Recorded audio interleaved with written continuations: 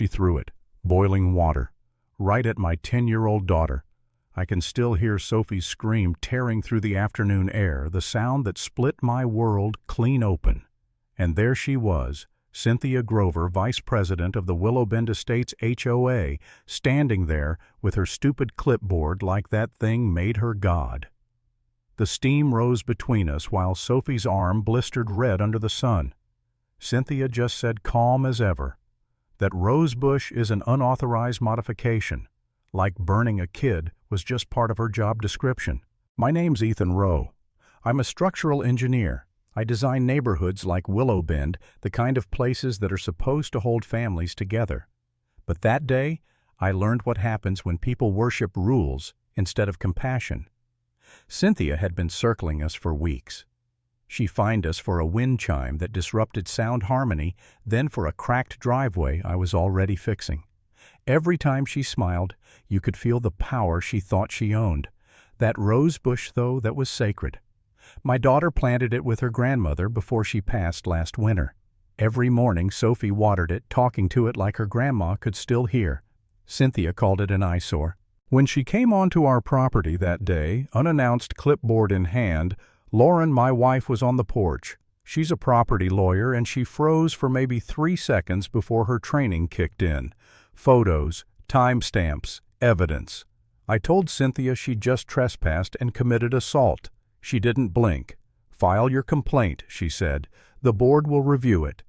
And then she walked away, heels clicking against the pavement like a verdict. That night I couldn't sleep. Sophie whimpered in her room, her arm wrapped in gauze, and I sat there staring at that half-scorched rose bush. My anger was hot enough to melt concrete, but underneath it was something colder doubt. Maybe I was making it worse. Maybe everyone else kept quiet for a reason. In Willow Bend, silence was the currency of peace. And maybe I was the idiot still trying to pay with integrity. A week later, the HOA sent a violation notice accusing me of aggressive conduct. No mention of the assault, no mention of the cameras, just a new fine. That's when I realized the system wasn't broken. It was designed that way. Fear disguised as order.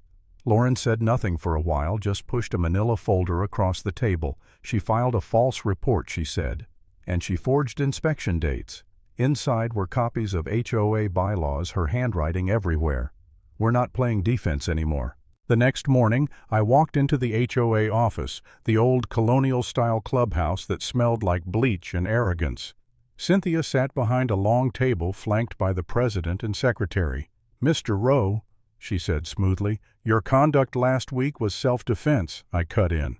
The president cleared his throat, already siding with her. I laid down my ace, a county-stamped land survey proving the rosebush was 18 inches inside private property. "You fined me illegally." You could feel the temperature drop. Cynthia's eyes flickered for the first time. "You can appeal through proper channels," she said. "Until then, fines remain active." "Then we'll handle it through court channels," I said, and left. Back home, Lauren was already in full battle mode, drafting letters, collecting medical records, citing insurance codes I didn't even know existed. That night, the house smelled like coffee and war. She found it the HOA's insurance policy listed Cynthia as an alternate contact. Illegal. If confirmed, the entire board could lose coverage. That was the first crack in her kingdom. But cracks spread slowly until pressure finds them. The next week, the HOA called an emergency conduct meeting.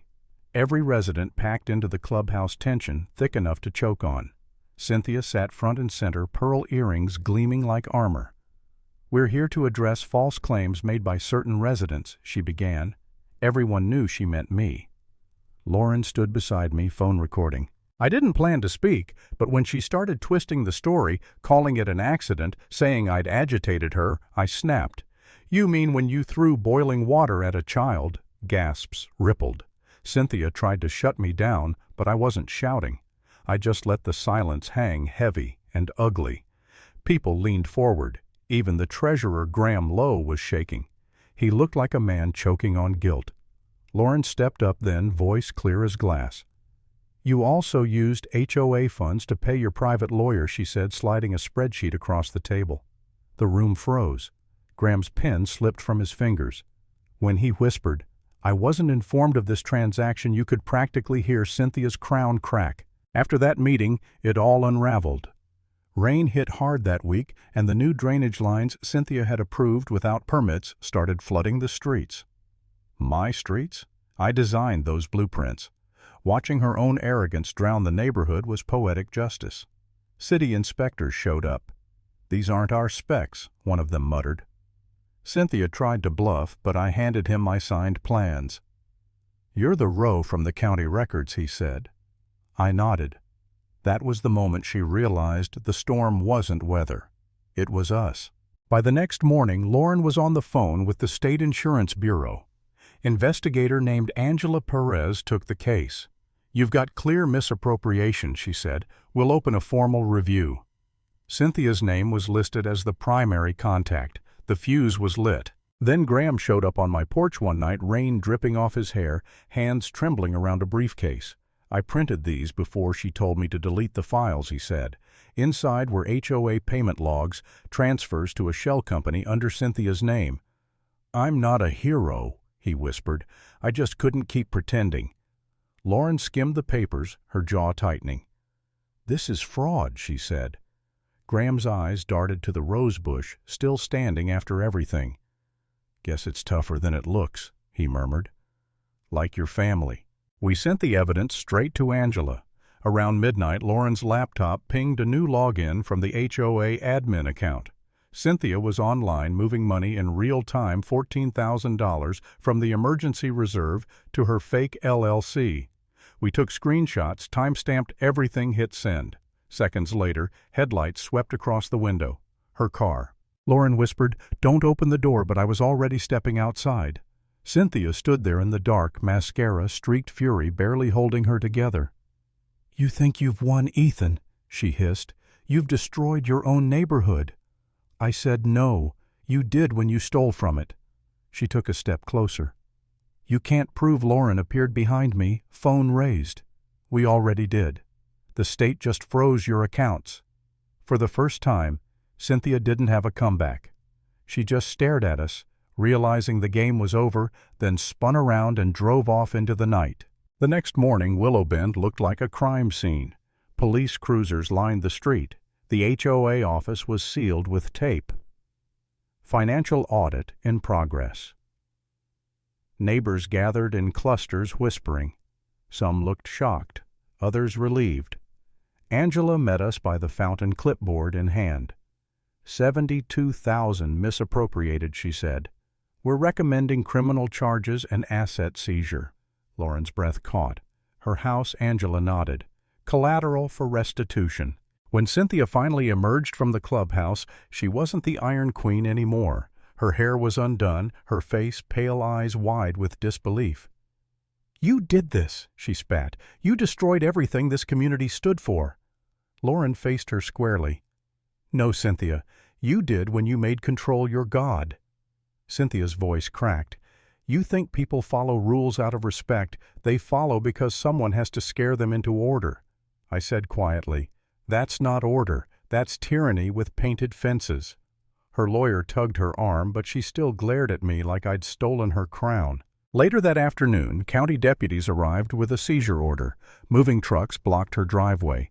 The entire neighborhood watched as she packed her empire into cardboard boxes. She tried to make a speech. "You'll regret this. Without me, this place will rot." But nobody answered. For the first time, the only sound was applause, slow, steady building, until even the kids joined in. Graham stood near the curb, arms folded, eyes wet. He didn't look at her. He didn't need to. When the deputy handed her the clipboard, Cynthia's hands trembled. She signed, stepped back, and whispered, "You and your lawyer wife. You did this." I met her eyes. "No, Cynthia. You did this when you stopped caring about people." She had no answer. She got in her car and drove away. No clipboard, no authority, just another person finally living under the same rules as everyone else. And just like that, Willow Bend exhaled. The fear that used to hum beneath every white fence went silent.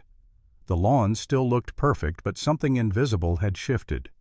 Justice doesn't always roar. It seeps in slow and steady until even the most rigid walls give way. Some people build kingdoms out of paperwork and power, but sooner or later every empire built on fear burns from the inside out.